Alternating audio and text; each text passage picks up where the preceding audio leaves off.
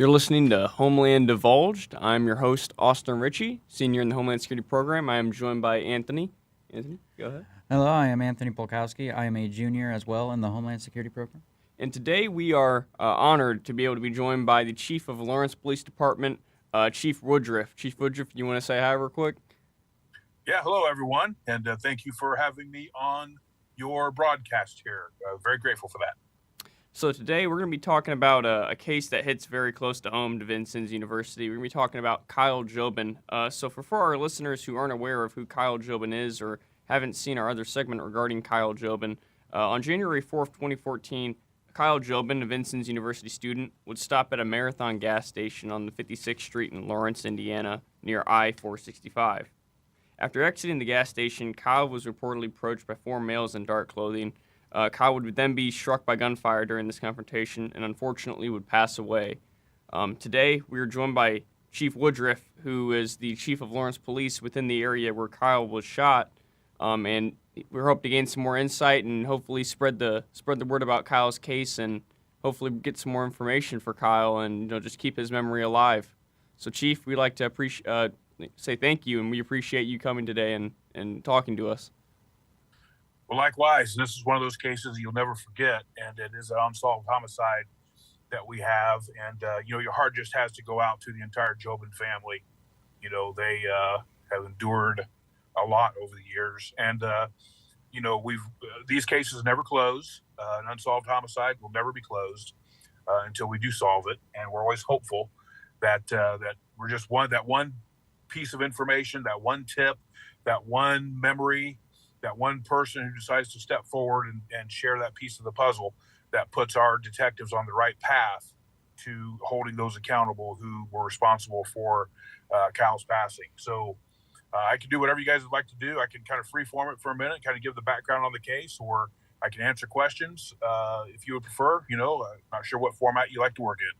Yeah, it's all good. I guess we could just start off if you could just give us, your interpretation of the case and from what you know from your background of the case. Yeah, absolutely. So January 4th of 2014, I was the investigations division commander. My rank was captain, and so I was in command of the entire investigations division. Probably my favorite job I've ever had on the police department, to be honest with you. It's an honor to be chief, but investigations has always been my home. Oh yeah. And I've been a case working detective for years. I've worked violent crimes for years. Worked many homicides, but with this particular case, on January 4th of 2014, this occurred about 2:00 in the morning at one of our convenience stores / gas stations. Kyle had been playing video games with some of his buddies. The school was on Vincennes University. He was a student there. They were on their holiday break still, and as he'd been playing video games with his buddies, he decides to go to the local convenience store. So he drives up there and parks.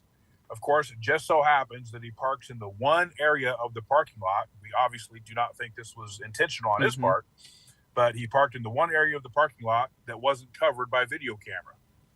And it was kind of on the side of the convenience store there, where there were no video cameras at the time. And so he gets out, goes in, and makes a couple of purchases inside, walks out, gets back in his vehicle, and just as he gets back in his vehicle, he's confronted by four individuals dressed in all dark clothing, and there's some kind of a confrontation that occurs.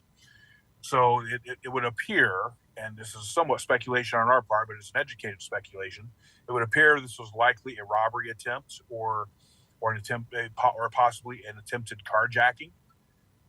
Kyle was driving at the time a convertible vehicle that was a nice vehicle, and so we're not sure which, obviously, but some type of an attempted robbery or possibly an attempted carjacking. And there were shots fired during this incident. Kyle was unarmed. There's no indication that he was resisting. One or more of the suspects actually fired at least one shot, and sadly, Kyle was struck and did not survive that injury. The only thing that was taken as a result of this incident was Kyle's cell phone, which we have never recovered. It was turned off right, right during this incident or right after, and we've never recovered that cell phone even to this day. So chances are that cell phone was discarded someplace, perhaps along the flight path of the individuals who did this. So while all this is occurring, there was another person at the gas station here at the gas station there who observed what was going on, observed the four individuals surrounding Kyle's vehicle. They were kind of putting their hands on the vehicle, kind of shaking it. It was obvious there was some type of a dynamic confrontation occurring there. That individual did not have a cell phone. Surprisingly enough, in 2014, that person did not have a cell phone. So they drove down to the next convenience store where there just happened to be an on-duty, in uniform, driving a marked car, Lawrence officer there. So they alerted the Lawrence officer as to what occurred. That officer radioed in and responded immediately to the convenience store where Kyle was discovered. And by the time they got there, the incident had already occurred. Kyle had already been shot, and the suspects and the vehicle they were driving had already fled the scene. So, of course, life-saving measures were attempted for Kyle unsuccessfully, and he was declared deceased. So our detectives take over the case, and the only suspect description again is four individuals, all dressed in dark clothing from head to toe. They were driving a white Ford Expedition vehicle, possibly in the early 2000s model, like somewhere in the 2000, 2006 model years. There, that vehicle was observed. Ironically enough, we've had this incident out in the media here locally in the Indianapolis media market pretty heavily since this incident occurred. Every year, I've done a media a media reminder to keep the story out there. And in the initial aftermath of this, we had it out there fairly heavily as well. Mm-hmm. And we have not received a single credible tip. We've received several tips, but none of them have turned out to be credible or to put us in the right direction towards holding Kyle's killers accountable and bringing them to justice, which is very surprising to me, because in my experience, if you have more than one person who commits a crime like this, typically that multiplies the opportunity for us to get information or to make an arrest by four, or even more than that. So that's very surprising to me and to us that we have not received. I mean, when I say a credible tip, I mean we haven't heard a rumor. We haven't received any credible tips. We haven't even heard, like somebody gets arrested, and frequently when they're trying to get out of trouble for being arrested, they'll give as much information as they can about any other crimes that they're aware of to try to get themselves out of trouble. And we've not received any of that information in the ensuing years since this incident occurred. And from everything we've seen, Kyle was not a contributor to his own circumstances. He was simply at the wrong place at the wrong time, confronted by the wrong people. In other words, he was not engaged in some type of criminal activity. It wouldn't matter if he was, but this is not one of those cases from everything that we have determined throughout our investigation thus far. So again, we're reliant on somebody who may be viewing or listening to this broadcast whenever it is out there, that if they've heard of or know anything, there's no piece of the puzzle that is too small or that is irrelevant. And we know it's been several years now, but they can absolutely share that information. Here in the Indianapolis area, we have a system called Crime Stoppers, or an entity, I should say, called Crime Stoppers of Central Indiana. There are many ways that entity can be contacted. Information on any case, on any criminal case, can be shared safely, anonymously, and a person who shares tip information that leads to an arrest and conviction can be eligible for a cash reward of up to $1,000. So we find most people who share information aren't really interested in the money. They're more interested in seeking justice, and good for them for doing so. But it is a way that people here in central Indiana can share information on crimes in a safe, anonymous way, and it's an excellent method to do that. And the way to contact them is 317-262-TIPS. That's 317-262-TIPS for the Central Indiana Crime Stoppers, or Crime Stoppers of Central Indiana, I should say. Oh, great. I'm glad you're able to share a lot of information regarding that case. It's very, very tragic case. As you said, he was on winter break. Mm-hmm. I mean, that should be a time where he's hanging out with his friends, with his family, and they got to deal with that, unfortunately. And I mean, as you said too, there was no information regarding him fighting back or resisting or anything, and it just seems like they just shot him. Mm-hmm. It's even more tragic. Yeah, his wallet was open, almost like he was showing them that he was a poor college student. Like here's my wallet. I don't have any money. And so his wallet was open. His cell phone was taken and was never recovered. I think it's worthy to note here also that on this evening, this happened about 2:00 in the morning.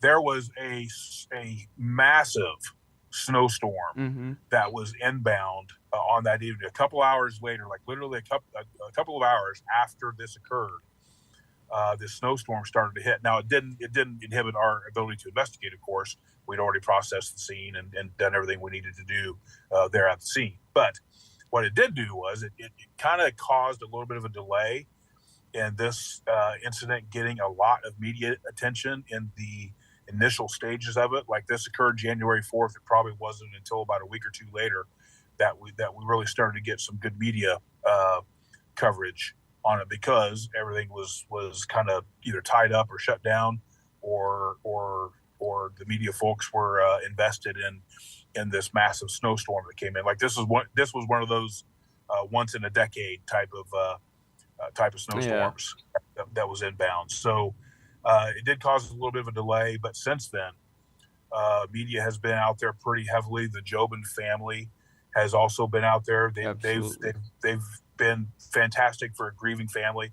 They found a way to channel their grief into positive, productive things. They're motorcycle rider people, and so they've done some charity rides. They've established a not-for-profit organization in Kyle's memory, and they've done some charity rides to help raise funds and to keep awareness out there of Kyle's incident. So, we've collaborated with them on everything. We'll never forget them. And every anniversary, I always talk to Mr. Jobin and Mr. and Mrs. Jobin and make sure that they know that we haven't forgotten them, and they know that. And we interact with them, occasionally anyway, but we certainly do it when this tragic anniversary comes around, and we're all hopeful that at some point either somebody's conscience will get to them, or they're trying to get themselves out of a criminal charge, and they give information on this case. Or if money is what motivates them, fine. We can provide the provide a reward if we need to, for information leading to an arrest and conviction, if nothing else, through Crime Stoppers. So there are a lot of people who would like to solve this case, none more than the Jobin family, and then us following right behind them. Absolutely. I mean, we were given the opportunity to speak to the Jobin family a while back, and I mean, just I can't imagine going through a tragedy like that, and how courageous they were and how courageous they are it's amazing to me. I mean, I couldn't imagine waking up in the morning to police cars outside your house telling you that your son has been shot. I mean, that's just devastating. And I mean, just the amount of courage and strength they show is astounding. It's amazing, really. It's inspiring. Especially when it's just a random act of violence. Like it was just, you don't know if it was premeditated. They could have. Yeah, to kind of orient your viewers on Lawrence. I mean, anybody can look it up. We're on the northeast side of Indianapolis. We kind of encompass the former Fort Benjamin Harrison military, U.S. Army base. that was closed in 1996. You know, there are areas of Lawrence that, you know, we have our fair share of issues, you know, our fair share of crimes that occur, certainly. But for the most part, in large part, especially along the 56th Street corridor and north of there, Lawrence is a very, very safe city. You know, we have a couple of pockets that butt up to our shared jurisdiction between us and the Indianapolis Metropolitan Police Department that certainly create their their fair share of crime-related issues as they come up in every community. But for the most part, you know, this is a pretty unusual event, especially for where it occurred at. And again, it would appear from everything that we have seen that Kyle was not actively engaged in criminal activity that could have contributed to his demise. I mean, literally, he was going to the convenience store. I think, as I recall, to buy a pack of smokes and maybe some snacks for the crew. Yeah. As they were gaming that night. Yeah. You know? And winds up losing his life, you know, over that. It's a shock to everyone, and couldn't agree more on the inspiration of the Jobin family. They're really amazing people, and they found tried to find, you know, something positive in the aftermath of this tragedy. And yeah, none of us can imagine getting that knock on the door that our one of our loved ones, especially a child, you know, that something tragic had happened to them. So, you know, I don't know that I'm a really big believer in the term closure. You know, I don't know that closure is possible to find in an incident like this, and I'm just an honest assessment. But I do believe in justice, and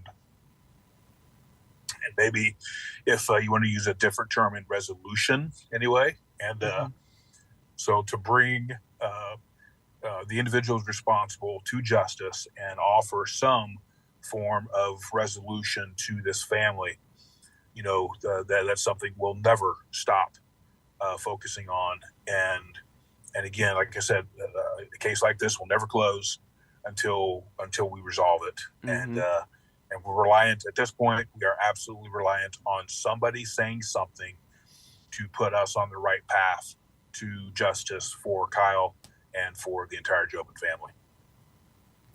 Yeah. I mean, yeah, the amount of aspects that Jobin family told us that they've done to keep the memory alive. I mean, like you said, doing the bike rides. I mean, just going on the news. I mean, talking to us. It's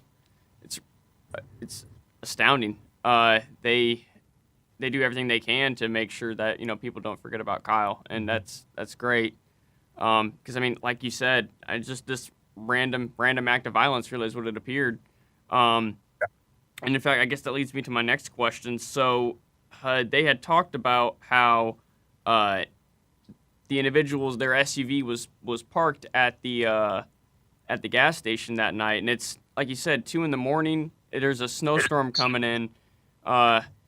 Just so happened to be the one side of the store where there are no cameras. Yeah. It's dimly lit. Do you think this might have been that this was a premeditated attack by these individuals, not necessarily targeting Kyle, but they were looking for somebody that night to possibly rob or something along those lines? So, you know, you can't especially if somebody who's worked these kind of cases, you can't close yourself off to any possibility. You know, until you have actively eliminated any possibilities, you can't close yourself off to any possibilities. Having said that, I think all of us involved with the case in one way or the other believe that this was likely a matter of wrong place, wrong time, wrong circumstances, that Kyle literally found himself at the wrong place at the wrong time with the wrong people around. And it was we would probably characterize this more as a crime of opportunity. Now, were these 4 individuals perhaps out looking to do something like this? Yeah, sure, maybe. You know, we can't say for sure. We can't say with certainty that they were. We can't say with certainty they were not. But it was certainly, what we can say is that Kyle was at the wrong place at the wrong time, in the midst of the wrong people for this incident to even occur. And again, he got out of his car, walked into the convenience store, made a couple of purchases, walked out, got back in his car when the confrontation occurred. I mean, he was getting ready to leave. A couple of little details. We discovered that his car stereo was cranked up to top decibel. When we actually started the vehicle, his stereo was cranked up. Not unusual for many of us when we were at 19 years old. I know my car stereo was cranked up most of the time when I was 19, and the window was down a little bit. Why he lowered the window, we don't know. Maybe he was just literally trying to show them that, hey, look, I'm a poor college student. I don't have any money. I don't have anything to take. And there was no indication of a struggle. There was no indication of a fight back. There was, what these people were doing there in that vehicle at that time, a couple hours before a huge snowstorm starts to hit, we at this point, we don't have that information to be able to say specifically what they were doing there. But again, like I said previously, we can certainly say that Kyle was at the wrong place at the wrong time with the wrong people around, and ultimately that led to the incident that occurred and him not surviving that.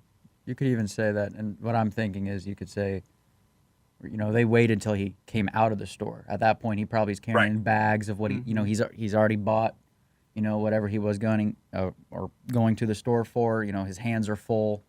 He can't fight back. That you're not going to do it when someone's getting out of their car because they'll just get right back in and leave. But they waited till he had the bags, and he was probably sending them in his car so while they got into position. Yeah, and that's a very good possibility. And keep in mind, at 2:00 in the morning, you're not really expecting somebody to come up on you like that. Absolutely. I mean, he was literally running to the convenience store to grab some items. When we got to the apartment that he had come from, his buddies were still sitting there with their video game on pause from where he had left it at. Isn't that amazing? That they were still, they were all still sitting there, who knows, doing what college students do at 2:00 in the morning or whatever. But, they're hanging out playing video games, and the video game was literally on pause waiting on Kyle to come back. Yeah, that's a detail I had not heard before. Oh, no, I thought it was like a multiplayer game where he's like, hey, guys, I'll be back in a little bit. I mean, that's sad. I mean, they were waiting for him to come back. I mean, that's sad. And that's going to be hard for them, especially if they really like that video game. They're going to know every time I played this part of the game. That could go two ways. It could go and that's a memory of oh man, we were playing this game, or hey, we're going to keep playing this game, because it was Kyle's favorite, or whatever. And we're going to get every achievement that is possible on this. Yeah, I mean, that's crazy. I mean, wow. Yeah, we see a lot of, and I'm not just talking about Lawrence police, certainly, but because we really don't see that many homicides. Well, last year we had two criminal homicides in Lawrence. In 2021 we had 5. We've solved all 7. Our last 7 homicides we've had in the last 2 years, we've solved all 7 of them. Our last unsolved homicide we had in Lawrence goes all the way back to the latter part of 2020.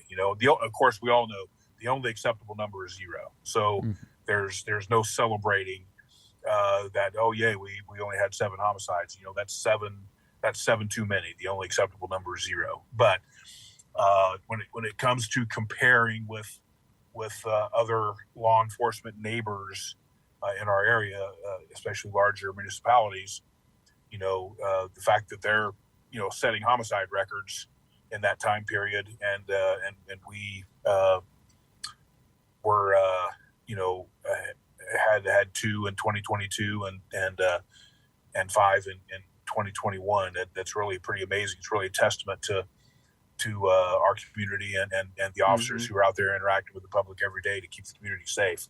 They do a magnificent job with that. But so where I'm going with that is that we don't, we see our fair share of drama for a smaller community, but it's pretty unusual for something like this to happen. Yeah. Certainly along in that corridor in particular. Like I said, we have a couple of pockets that account for the vast majority of our violent crime that occurs. But no community is immune.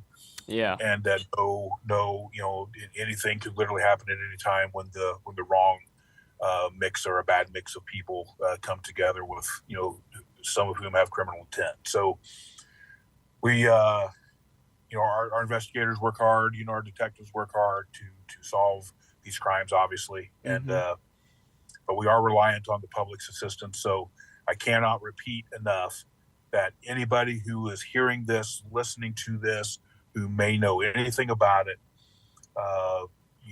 we have solved information on somebody having a conscience on a friend or a girlfriend, or somebody saying, "Yep, I knew somebody that was involved with that. I heard him talking about it." And we want to, think if that was your family, would you want somebody to make that call? If it was your family, of course you would, and we all would.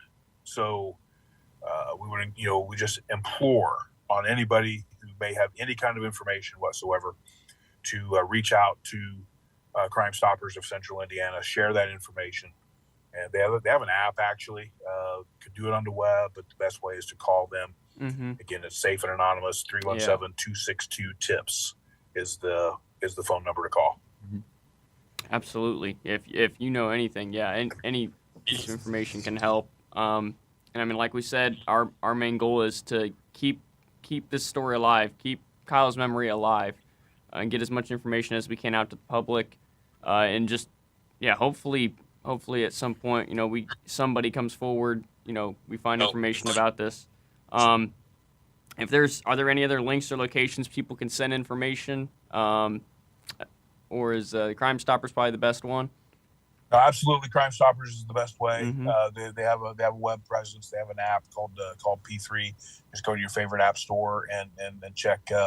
Look for Crime Stoppers of Central Indiana, and it'll pull up the app. A lot of people are kind of suspicious of technology, that thinking that we can track that. So they like to just pick up the phone and call. But that program, the Crime Stoppers program, is 100% safe, anonymous. It is a great service that we have here in the Central Indiana area for people to be able to share information with police, and they're not contacting a law enforcement agency directly. They're contacting. It's a 501c3 not-for-profit entity that provides a clearinghouse for people to be able to share information safely and anonymously with law enforcement. So it's a great method for people to be able to share that information, do it in a safe, anonymous way, and people can be eligible for a cash reward should the information they share lead to arrest and conviction of an individual responsible for crimes. In this case, a very significant violent crime resulted in obviously in a criminal homicide. Yep, absolutely. And we appreciate you coming on today as well. We're kind of getting close to winding down with our time limit here. But before we do send off, are there any aspects that you would like to discuss that we have not discussed yet about this case? No, I think we've covered it pretty well. And thank you thank you to the faculty and staff and students there at Vincennes University for doing this. I think it's a great thing you're doing. And we'd love to support it in some other way if we can. If there's other information we can share beyond this case, we're happy to do it. And Vincennes is a fantastic university, and the students that are being they're attending there and being produced there are second to none. And we have several Vincennes grads on our department and within public safety agencies throughout the Midwest, really everywhere. So I really appreciate everything you the faculty, staff, and students are doing there at Vincennes. You're doing terrific things in the community, and this podcast is a new tool that hopefully keeps going beyond this, and provides a platform for the sharing of information for people who are interested, and that's a good thing all the way around. Plus gives you some exposure on different incidents, different cases, different things that have occurred, in the community, and and when we say the community, we're not just talking about, the Indianapolis area. We're talking about across the state and across the Midwest, really. Absolutely. And again, we appreciate you coming on. We're grateful to be able to have you on and allow you to share your knowledge about the case and just how close it hits to home for us. I'd also like to extend a thanks to the Vincennes University Broadcasting Department. They've allowed us to use their equipment and record our sessions here. I'd like to thank Professor Stidman of the Broadcasting Department and Kevin Watson for assisting us. I'm Austin Ritchie. I'm a senior in the Homeland Security Program. I'm Anthony Polkowski. I'm a junior in the program. And you were listening to Homeland Divulged. Thank you.